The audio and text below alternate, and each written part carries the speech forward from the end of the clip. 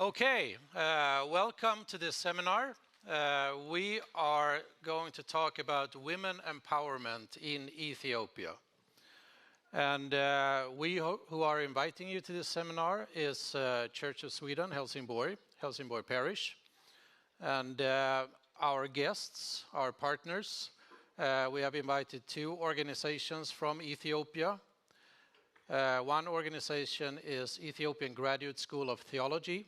And if we say EGST sometimes during the presentation, that's them. It's it's an institution for higher academic studies to study, among other things, leadership and human rights, gender, theology, and so forth on master's level, and they also have PhD programs. The other organization is an independent NGO called Hope for Children in Ethiopia. And they are working primarily with the underprivileged people in Addis Ababa. Young people and young women, young men, street children, and they also have other programs that we will come back to. My name is Thomas Andersson. I work for the parish. And my name is Linda Gustafsson. I also work for the parish of Helsingborg. And we have three questions that we hopefully will answer during this hour. And these are: how important is it for a woman to be able to educate and support herself to be able to live a safe and dignified life? And how does it affect a society when more girls and women are educated? And finally, a more philosophical question: what can we see when we focus on the human in human rights? And I think it's time to introduce our friends and partners from Ethiopia. So I think all of you can please get on stage. Welcome.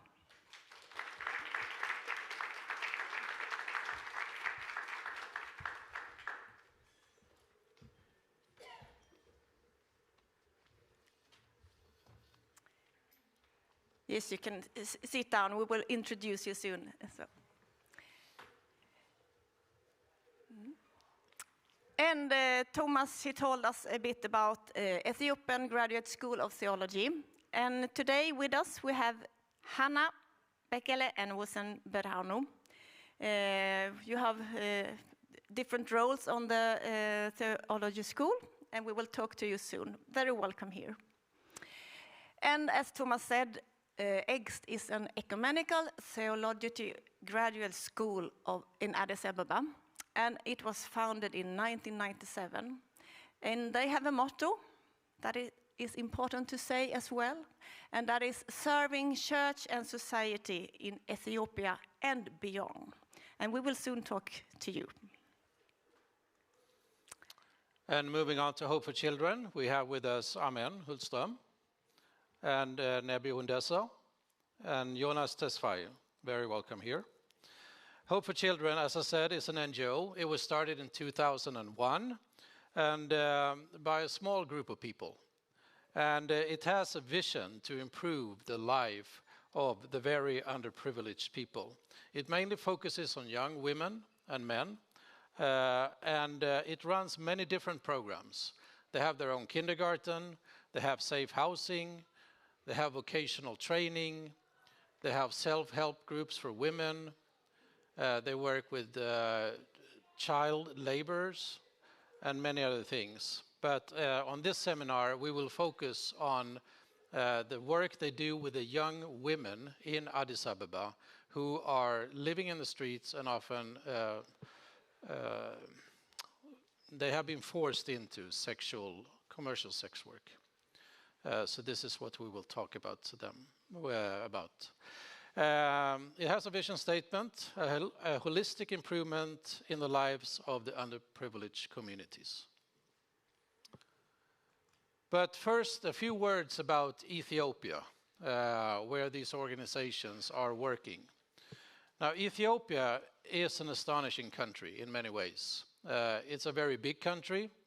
It's situated on the Horn of Africa, and it has a very rich culture. It has many different cultures, actually.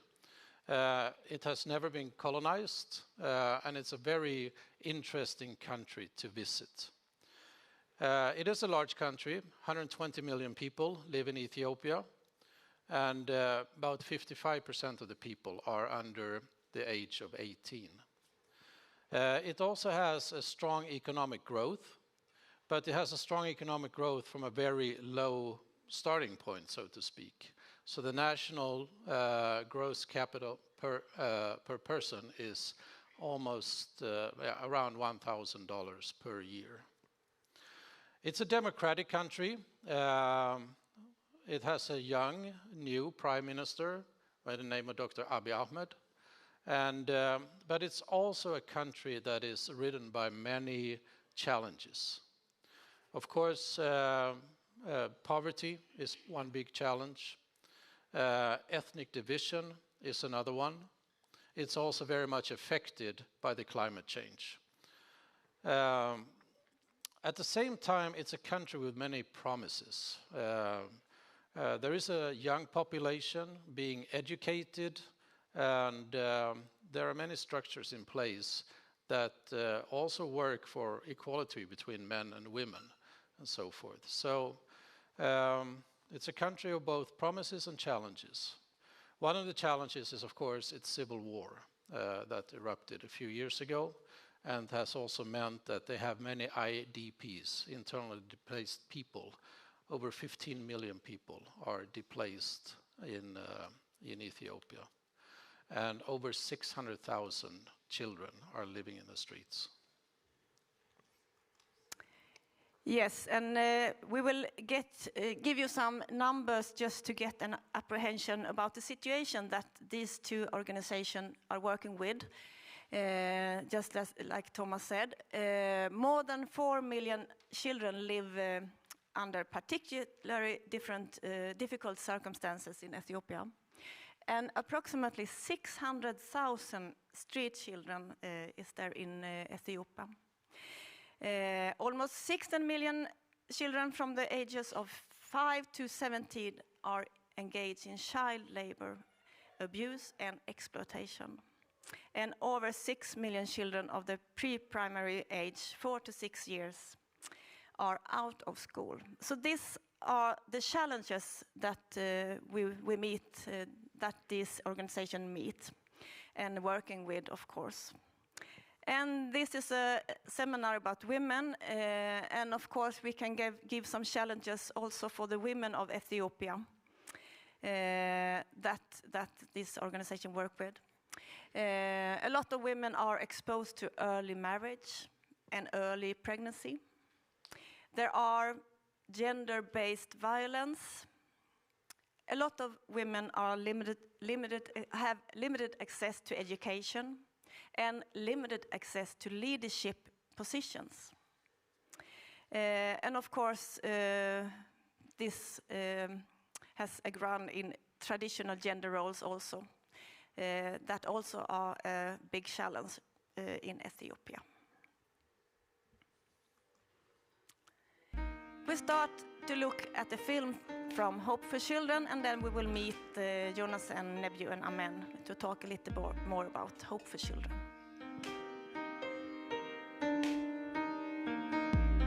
ከሁለት ዓመት ከሰው ቤት እየሰራው ሳለ ሁለት ጎረምሳ ልጆች ነበሩ ከምሰራበት ቤት ማለት ነው።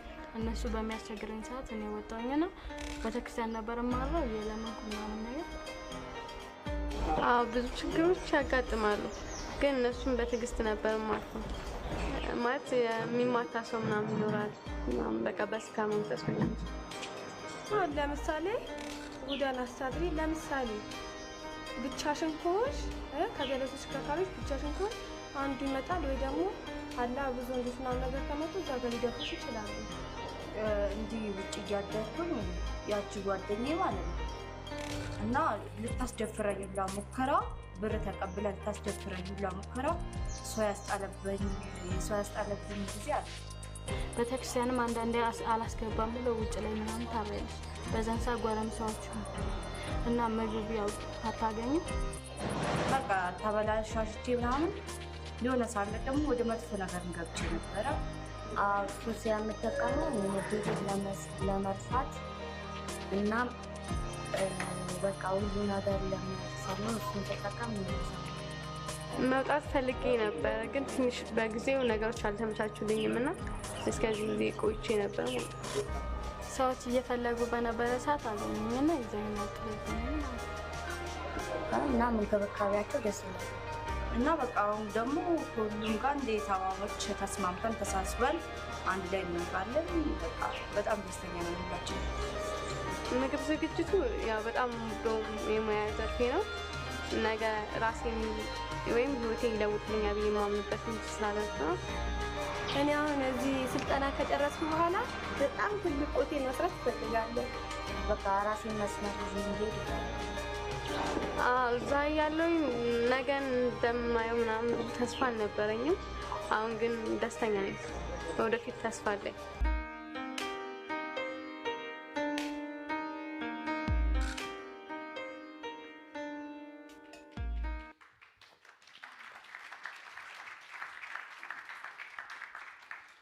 So this is a testimony of 5 of the young women, and we've heard many more when we've been visiting Ethiopia. Very touching stories. But I would like to start with you, Jonas, please.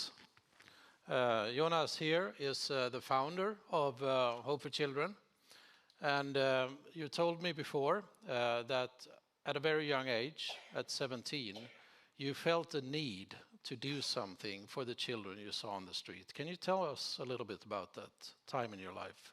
Yeah, we started in 2001. We were a high school student. We are not wealthy or from wealthy family.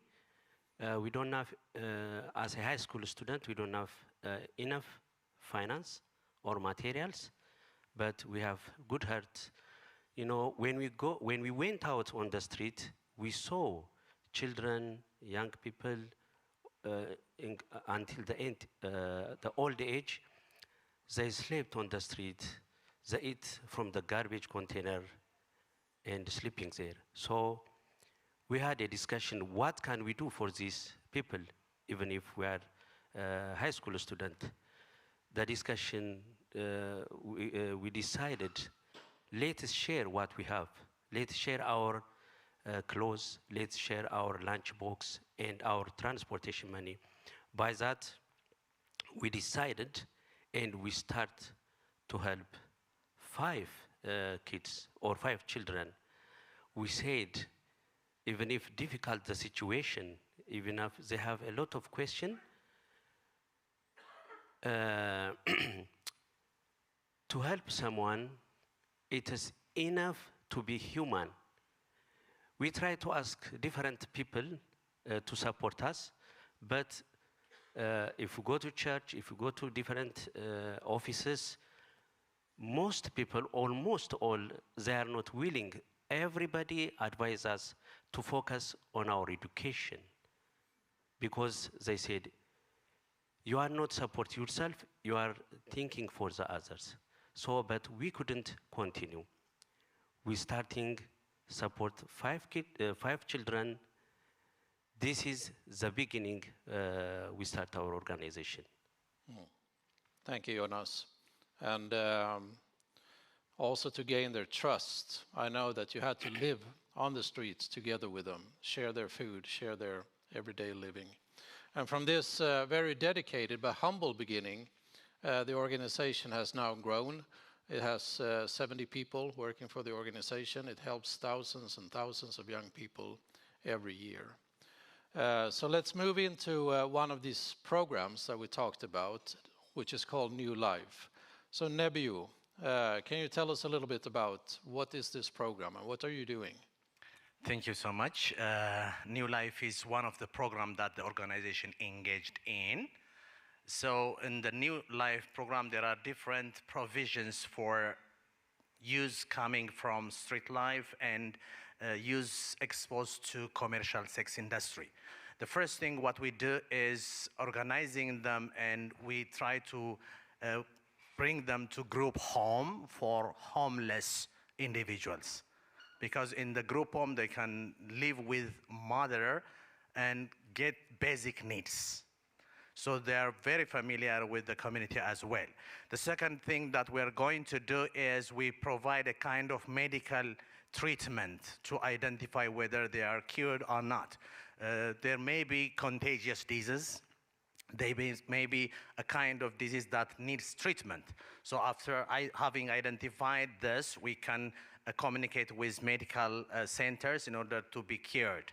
The third thing what we are going to do is we provide them two kinds of training. The first one is short-term vocational training. The other one is life skill training. The vocational training is stay with them for a year. It helps them to have self-dependency life. And the life skill training helps them to avoid undesirable behavior they develop through time on the street. So these two things go together for a year. And at the same time, we're doing a kind of saving and seed money. The saving is used for clothing and other facilities. The seed money is provided for them. When they complete the training, they either start their own business or they provide different kinds of material for their own. So this is the provision that we provide for them. The last one we provide for them is we provide sanitary material in order to keep their hygiene. So this is the activity provided for them under the New Life program. Thank you. Okay, thank you. And of course, meeting people from a background like this, who have grown up on the streets, you don't just walk up to a person and say, hey, do you want to join a program? So Jonas, how do you reach them? What is the first thing that you focus on when you invite them into your program? Actually, we have outreach program. We went on the street to talk about. We try to create friendship, and when we know each other, we invite them in our dropping center. That dropping center is to build trust, like a family, because these boys and girls, they are rejected by our own society, especially the street children. They thought they are gambler or thief people, wrong perspective about them. So it is also the time to identify their needs, their interest. We cannot put them in different trainings, take this or take that. First, we give them awareness creation. We encourage them, we empower them in different aspects. And when we build trust in that home, start step by step, we show them also what kind of training they want, depend on their interest or talent. After we build the trust and relationship, we guide them for the next level. Okay, thank you. I forgot to say in the beginning also that if you have questions during this presentation, we will be available at the Church of Sweden exhibition downstairs afterwards. So, Amen. I'm sure there are challenges working with exposed children like this. Can you say something about that? Yes, of course, there's challenges when working with these girls. Even though the opportunities are even bigger, we struggle sometimes with keeping the girls in the program. And the main factors for this is, like Jonas mentioned, to be able to help someone, we need to create trust. We need to build a relationship with these girls. And building relationship takes time. And sometimes that's one of the biggest challenges, to get them to open up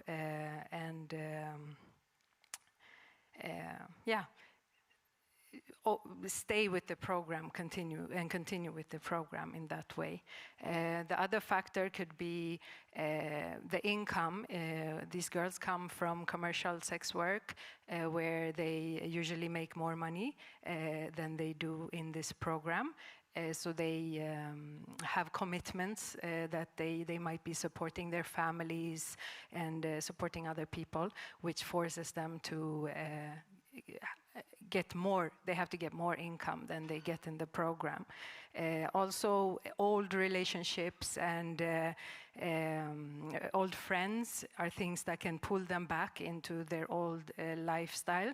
So we always advise them to cut those type of connections and relationships for them to be able to be successful in the programs.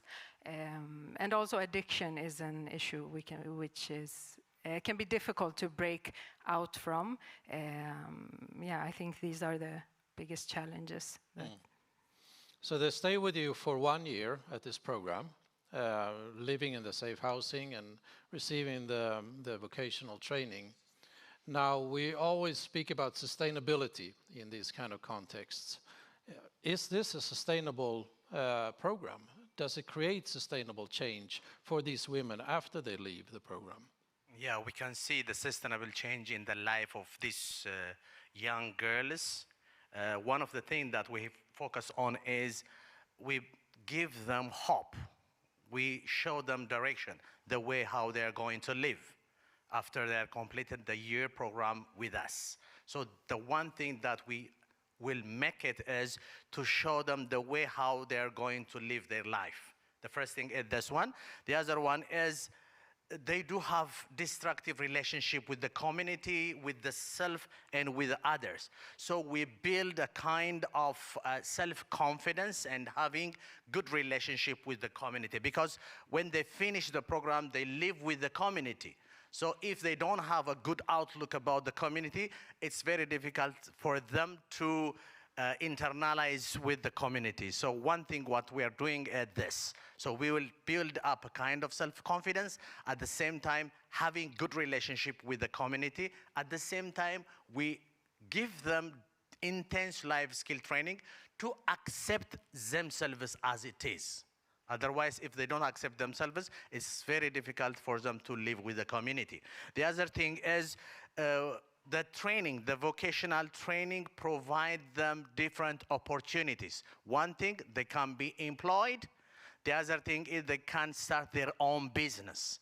There are many girls, there are many users start their own business, at the same time get the opportunity to be hired and being self-reliant or self-dependent.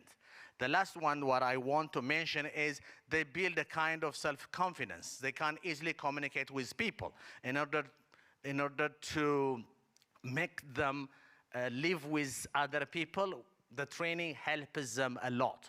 So these are the sustainability what we have observed from the program. Thank you. Amen. You are on the board of this organization. I mean, there are many organizations that work with these kind of issues. But what would you say makes Hope for Children unique as an organization and successful in what they're doing? Yes. As a board member, I'm very proud to be a part of Hope and the amazing work that they do.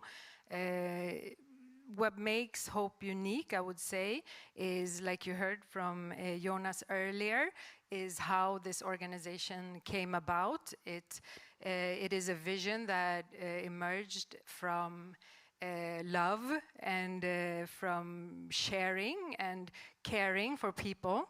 And this is something that you can feel and see throughout the whole organization, from the management down to the staff. And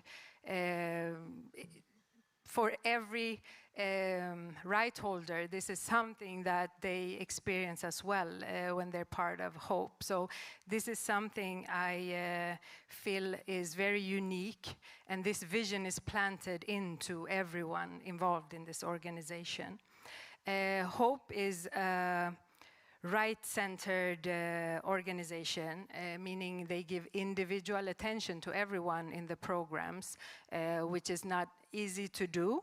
Like you heard, we have more than 70 staff and over thousands of right holders.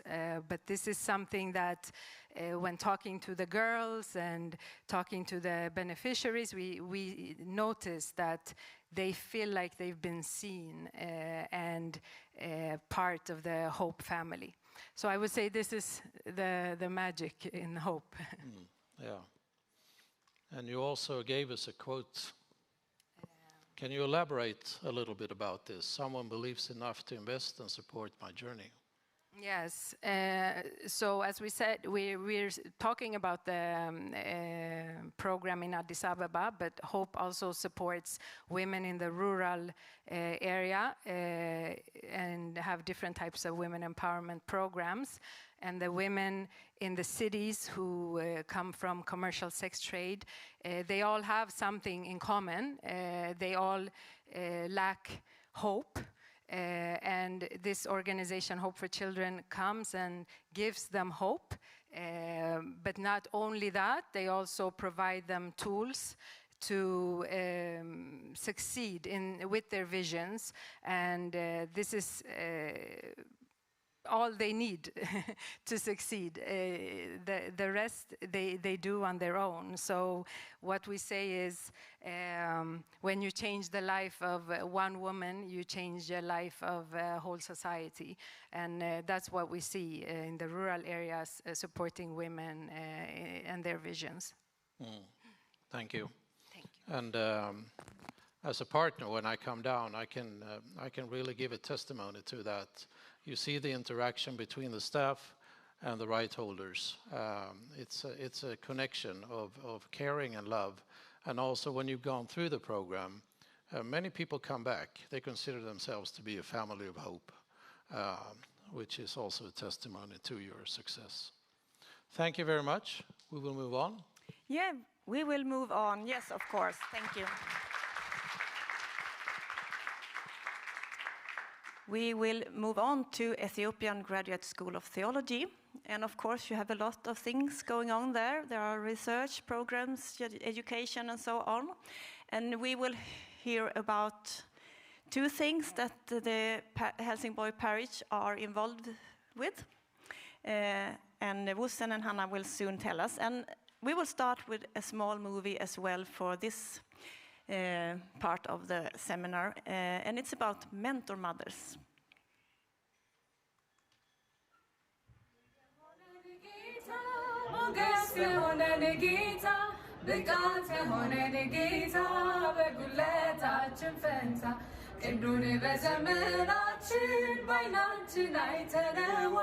መልካም እረኛ ኢየሱስ እስከ ዛሬ ረድቶናል።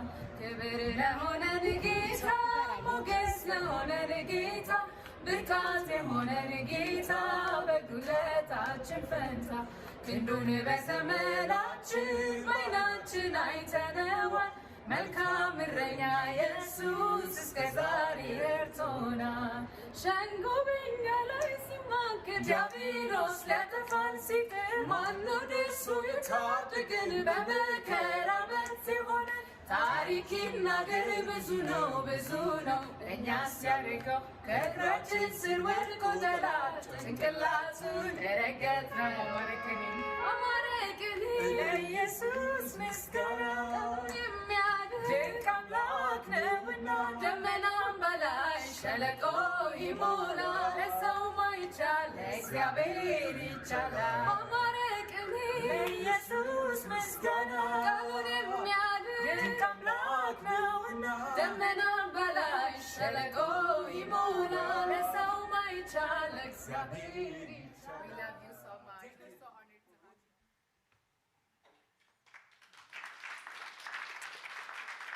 Yes, and all these women on the movies, we met them when we were visiting you, and we asked them, is it okay to be on a movie and to use in this matter? And now we're going to talk to you, Wussen. Maybe some of you have heard of Mentor Mothers. It's a project that ACT, Church of Sweden, work with. Some of you may not. So we will ask you, what are mentor mother? And you are a project manager from EGST working with this. So please tell us. Thank you, Linda. Mentor mothers are a community worker. They are really committed, very passionate community workers, and they are selected from the community. They live in the community, they speak the community language, they know the situation in the community.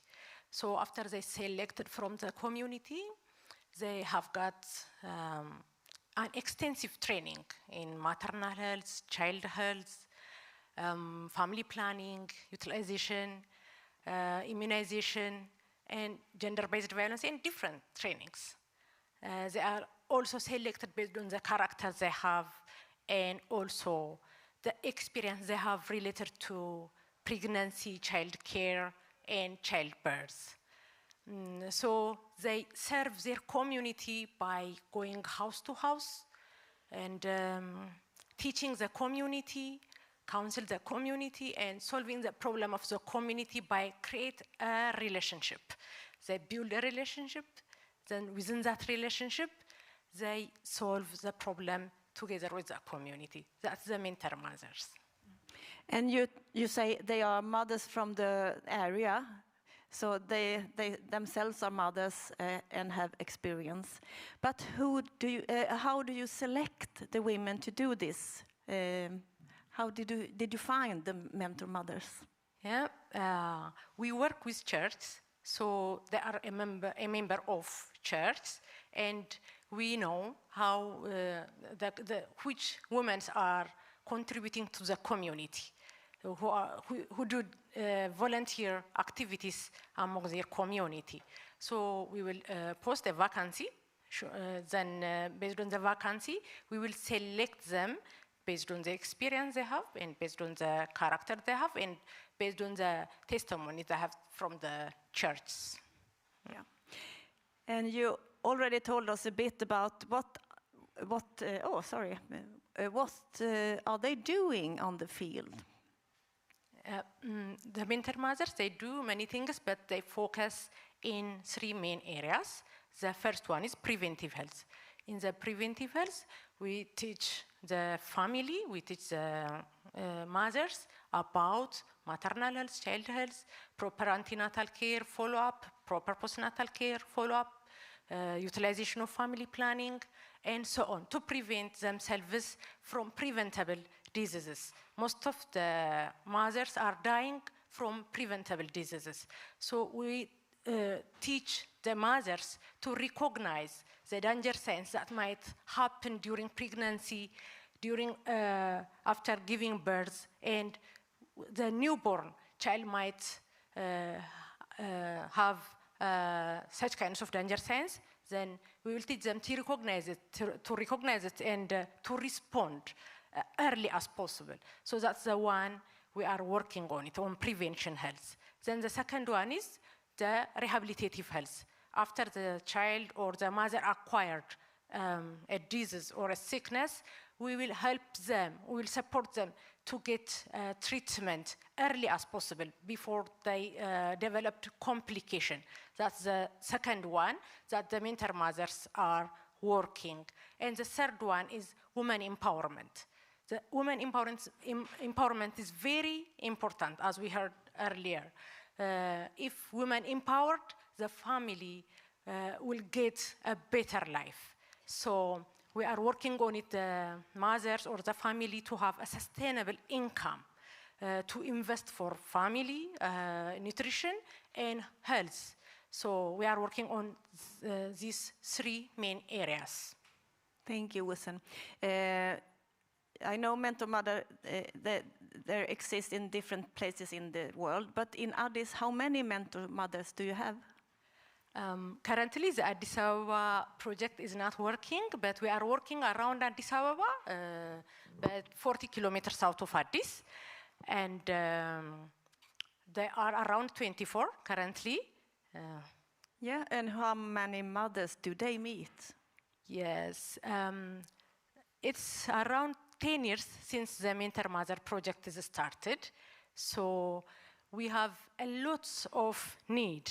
And we have more than 2,000 family members currently who will get support from the project. That's amazing.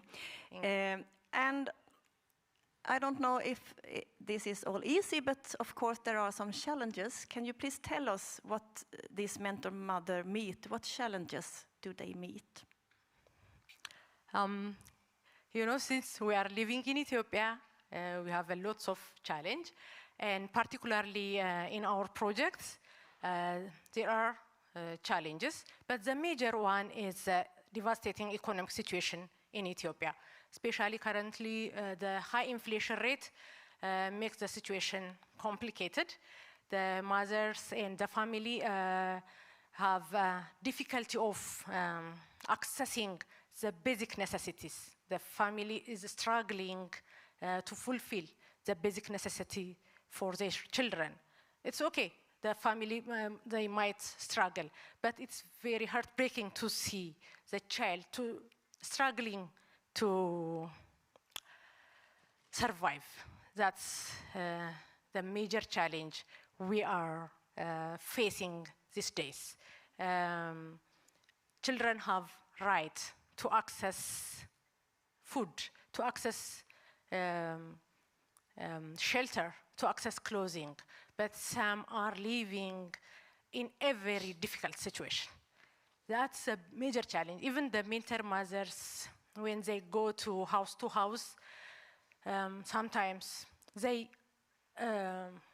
do beyond what's expected from the mentor mothers, because it's difficult to see a child with hunger, starvation, and naked.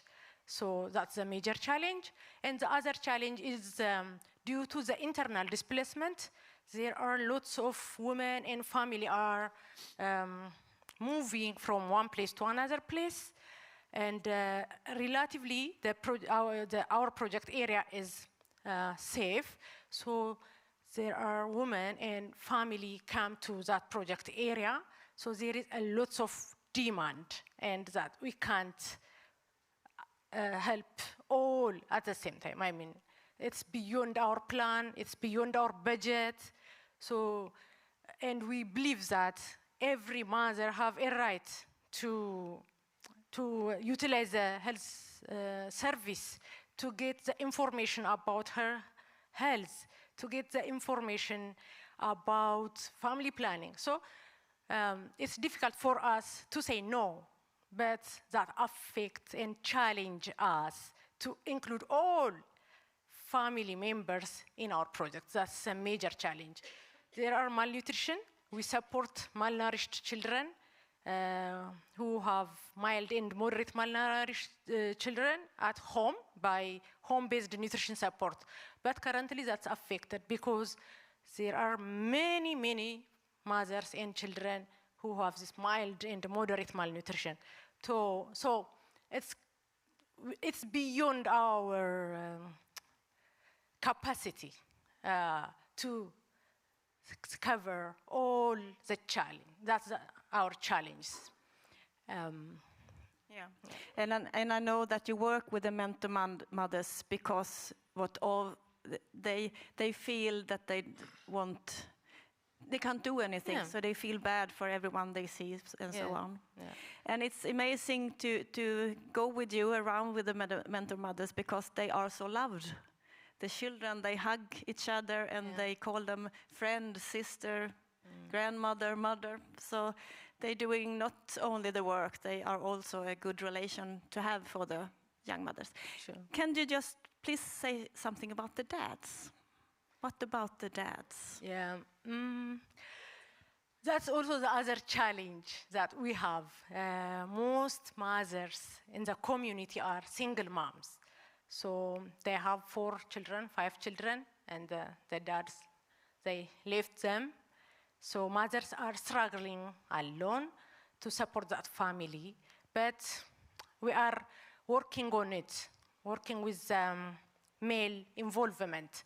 Currently we are involving men based on their availability to be part of the family, part of the child care, part of family support. So we are working on it currently. Thank you. And of course, we need to ask you as well if this is a sustainable change for the women?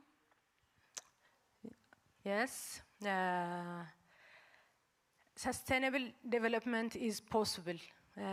Community really change when they got an opportunity to develop. If they got an opportunity, they really change. So it's also demonstrated in many ways in the project. Women are able to support their family. The number of malnutrition is reduced, and there is remarkable change towards maternal and child mortality. Ethiopia is a big country, as we heard earlier. We are contributing very few compared to the challenge we have in general. But in the project side, in the past 10 years, we have 0 maternal mortality. That's really give us courage that development is possible. And the family is also, their livelihood is progressing. Some of the mothers are started small businesses. They started saving money. They started believing by themselves that I can do that. I can be changed, they say. I remember one of the women, when I visited her, she told me that it was for me impossible to bake the traditional injera for my children at home. I was baking injera for other people. They just give me 1 or 2 injera. That was how we were surviving. But currently, I'm able to bake injera for my family. Yeah, it's very meaningful if I speak it in Amharic. So there is sustainable development is possible, but they need support. Thank you, Wussan. Thank you. Thank you.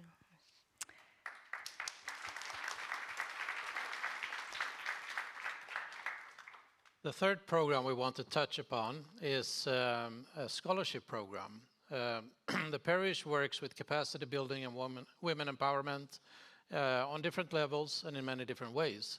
And one way is that in collaboration with the Ethiopian Graduate School of Theology, we provide a scholarship for women to be able to study on master's level. So Hannah, please, can you explain a little bit about what this scholarship program is? Thank you.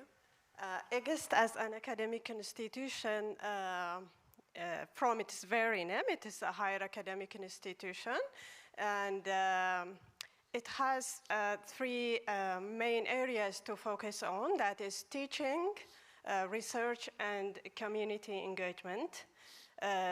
Under the community engagement pillar, there is the Mentor Mother projects, which has been presented by my colleague Wussan. Under the teaching pillar, it offers different MA programs in the areas of leadership and management, development studies, peace and sustainable development, and biblical and theological studies. So under one of our programs, for example, development studies, we have 2 focus areas, gender and health and community development, where our students have the chance to do practicum with Wussan's project, and they also conduct their MA researches in those areas. So EGIST offers, provides a scholarship for female students in all of these programs. So by doing so, EGIST, it is contributing to the SDG Goal 5, which has to do with women empowerment. Yep. Thank you. Maybe it's a little bit of a redundant question, but what does this opportunity mean for the women receiving the scholarship? It means a lot to them. Yeah. As someone living in a developing country like Ethiopia, even though women can hold their bachelor degrees, they find it difficult to further their education, mainly because of financial constraints. So when we provide scholarship opportunity, that means it helps them to focus on their studies without having to worry about how to finance their education. It also helps to develop confidence in themselves and feeling capacitated towards their future goals. And they also feel fulfillment when they think of assuming better positions after completion of their studies. Yeah. In one way, you can say that the scholarship is an input value. It's not a goal in itself. But what is the outcome of this? What happens when they receive an academic degree? Since we are empowering them, mainly EGIST is doing its part in order to help them to engage in not only to better their lives and get a better salary, but EGIST as an institution wants women to be part of the decision making, to involve in decision making at higher levels even. Yeah. And is that opportunity open in organizations and businesses and government in Ethiopia? Yeah, because education, if we educate women, education, it helps them to shape their worldview, so they become self-aware, it increases their self-confidence, and it also enhances their competence. So the more competent they become, the more self-confident they will be, and they also, the more they become competent in or carrying out what is interested to them. So yeah, they can also, in a way, it also helps them to experience financial freedom. Yeah. Okay. Mm-hmm. Yeah. Thank you very much, Anna. You're welcome. We want to ask, yes, please. We want to finish this seminar by asking Amen a question. Amen, you are in a unique position of knowing very well both the Swedish context and the Ethiopian context. You were born and raised in Sweden, and you live in Addis since many years back. From what we've heard today, what can we as a Swedish organization learn when we work together with partners in Ethiopia? Yeah, thank you, Thomas. Yes, I'm in this unique position with 1 foot in Ethiopia and 1 foot in Sweden, the 2 countries that are very dear to my heart. So yes, I do have some learnings or some things that I want you all to take with you today as the donor country in this situation, or the donor organizations. So I've worked in Ethiopia for almost between 8 to 9 years. We work with localization of projects and knowledge transfer between the 2 countries. And we've learned a lot. But one of our biggest learnings, I would say, is that change any type of change can only come from within. Okay, so that goes for people, you know, when we want to change, we have to decide and we have to bring solutions to our own problems.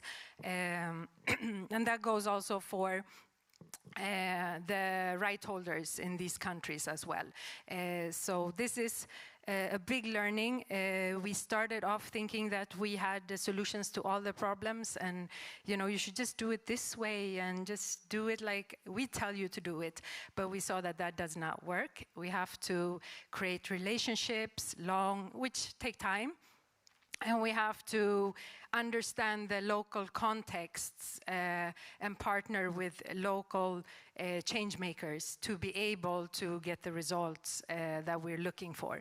And once we're able to get the problem holders to come up with solutions, then change happens really quick and really in a sustainable way. So this I'm a witness to. Talking about sustainability, we've been talking to all these fantastic projects, and we're working so hard for the right holders to have sustainable solutions for their lives and their situations. But I want to talk a little bit about the sustainability for the projects and the organizations in the same way. So this is something that as donor organizations, I want you to think about, like, what happens when you're not around anymore, or when what happens to these right holders, what happens to these children. This is something that we should help the organizations strategize about and work closely with the organizations that we support to find ways to become sustainable and to support their core programs and the causes that you support. So one example is for Hope for Children. They work with women and give them vocational trainings to be able to support themselves and find a profession, which is fantastic. But we're looking at how can we make this scale this up, and make these type of trainings available for the communities and many people, and use this as an income generating activity so that we can support the more women and the core programs that we have. So this is the thoughts I want to leave you guys with today. Thank you so much for the opportunity.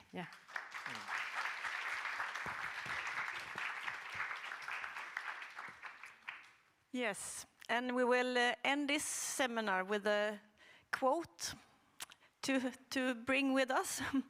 Let's stand on the side of the marginalized and vulnerable groups of the society in a brotherhood and sisterhood spirit. So I would really much thank you for being traveling so far, coming here, telling us about this. And of course, there's a lot of things more to say. And I will invite you all to the exhibition of the Church of Sweden. You guys will be there. And I will also invite you tonight at 7 o'clock down in the city, when everything is finished up here. We will invite you to an open house, an open café at Maria församlingshus. It's Södra Storgatan 20. Everyone in the city knows what it is, I hope. So please come there, and let's give a big applause for our guests. Thank you.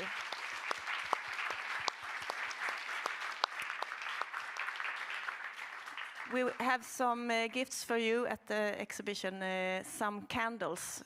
I hope you can bring it hope, because the candle is a good sign for hope in our world. There are candles from ACT, Church of Sweden, that we will send with you, so thank you.